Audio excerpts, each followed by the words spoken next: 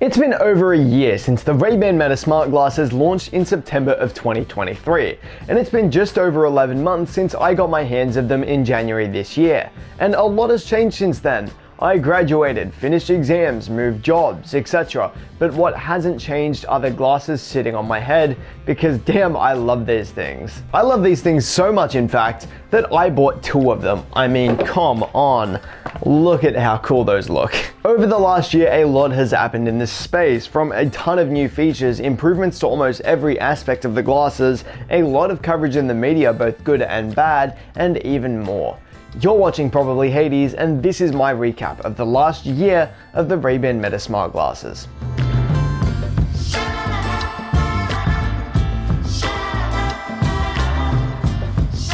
Now, as a quick disclaimer that I'm legally required to do, I am an affiliate creator with Meta Ray-Ban. To rephrase what I said in the intro, I mostly keep promotional stuff to my short form content, so this video isn't specifically designed to promote the glasses, so I can still be honest about them. However, I have left my affiliate link in the description, which is usually in the gear section anyway, so if you end up deciding to pick up a pair of these glasses from the meta.com store, I'll take a shortcut of your purchase without any extra cost to you, which helps support the channel. And to be clear, this isn't as much a review as it was last time. You won't be seeing many camera samples or things like that. You should go watch the last review that I made in January if you're interested in those. First, let's get into the new hardware revisions. There haven't been any improvements to the actual compute tech inside the glasses, but there have been improvements to the lenses and more new styles, particularly this one.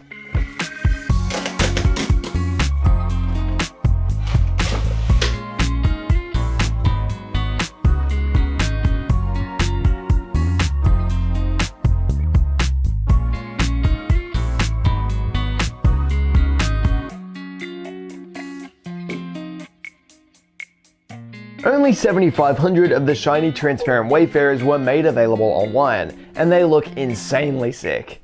They're entirely transparent, which I'm sure you could have guessed, and come in this sleek black carrying case, numbered as one of 7,500 along with the glasses themselves. I'm number 7,195 if you were wondering. Outside of the style, the only major hardware revision that came with these glasses was the new generation of Essilor Luxottica Ultra Transitioned Registered Gen S trademark transition lenses. If you are like me and had no idea what that meant, essentially all it means is that they get much darker than ever before in a much quicker amount of time. These were introduced alongside the transparent limited edition model and were brought over to the rest of the lineup as well. Now that I've talked about them, I can wear them, because these are my favorite ones. There was also a Scuderia Ferrari limited edition that launched to coincide with their Miami 2024 race, but only 1,000 of those were made, and like the transparent Wayfarers, they are no longer available. But don't worry, Meta also launched a bunch of new permanent styles throughout the year. In April of 2024, the Skylar cat-like style was introduced, alongside the low bridge fit for the headliner styles that already existed. Plus, all of them got brand new permanent colors, like this watermelon red for the Wayfarers that I have really been eyeing off. Where the real news comes in is in the amount of software features that were added to these glasses over the last year. Meta has been absolutely churning out some amazing features for these in a pace that I haven't seen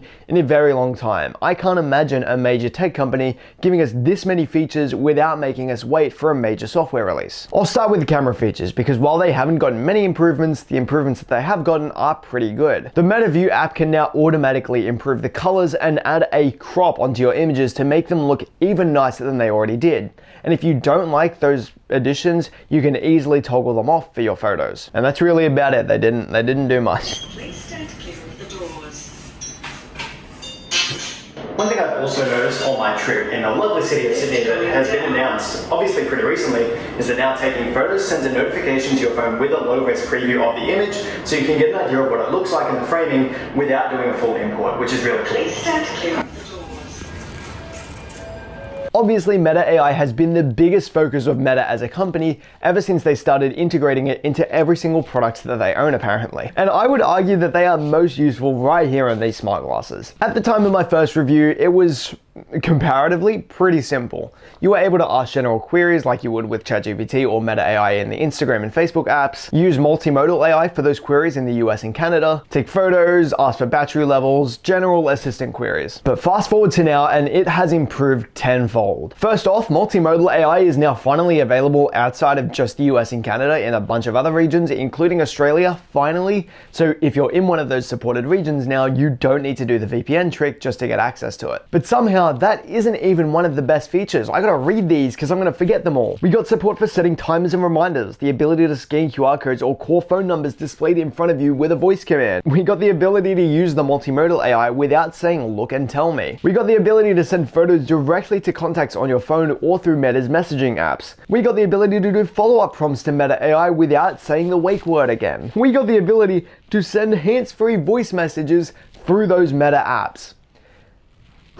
Take a deep breath. Oh, and by the way, that's not even all. Those are just Meta AI features that are available today. There's more non-AI features and there's more AI features coming in the future. But let's actually talk about them and not just list them off. Most of these are close to perfect. Scanning a QR code is as easy as just looking at one, telling it to scan it, and it'll do that and send the details straight to your phone through Meta View. Hey Meta, scan this QR code.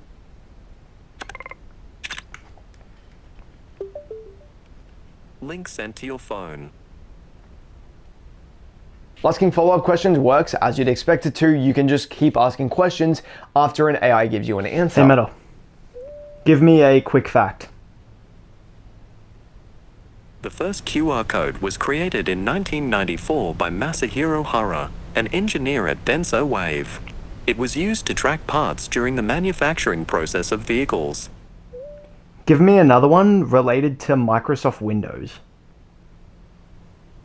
The first version of Microsoft Windows, released in 1985, was initially called Interface Manager but was later renamed to Windows. Although it does kind of get a bit annoying because it leaves music or whatever media you had playing paused for longer than it otherwise would, but you can disable it, so no harm, no foul. Using vision questions is as easy as just going, hey Meta, what's in front of me?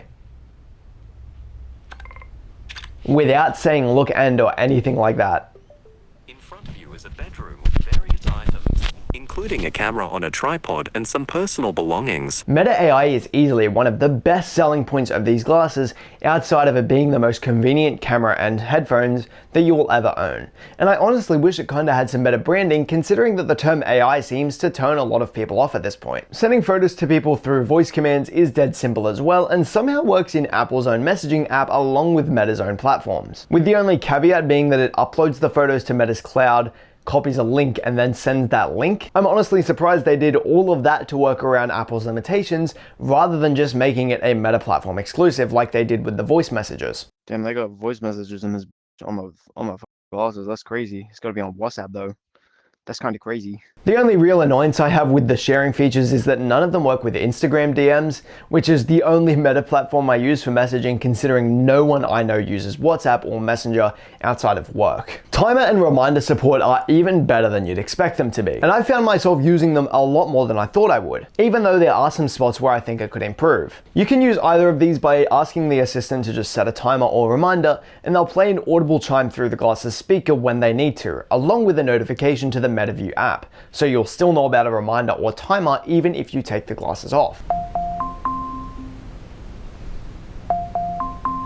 I just really wish the app experience was a bit better because right now it kind of just feels jerry-rigged together. Currently, timers only display in the app once all of your media has been imported for some reason, which could be a bit of an inconvenience if you just need to quickly check a timer on a day out, for example, where you'd have a lot of photos and videos. And there's no live activity support at all, meaning the only ways to check your timer are asking the voice assistant or opening the MetaView app. Hey Meta, how long is left on my timer?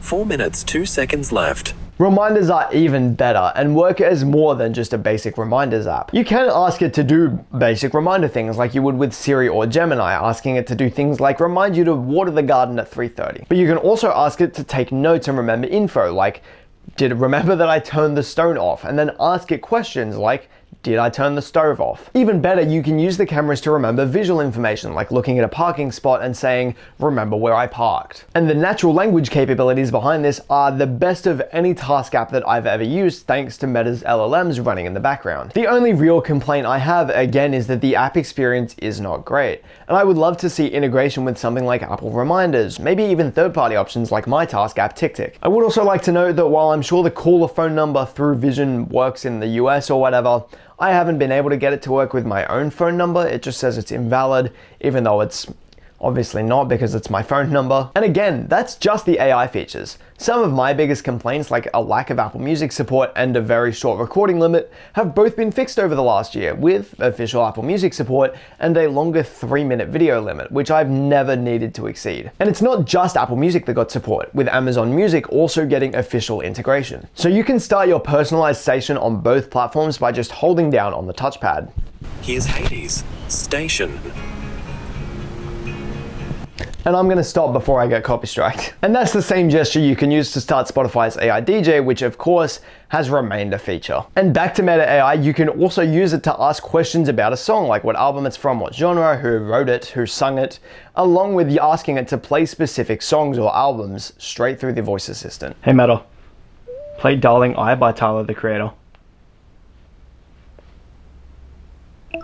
Here's Darling I, featuring Tizo Touchdown by Tyler, the Creator. Ever tell no bitch you love her. Hey Meta, what album is this from? I'm sorry, I couldn't find information about the album for Darling 1 by Tyler, the Creator. That worked last time I tested it.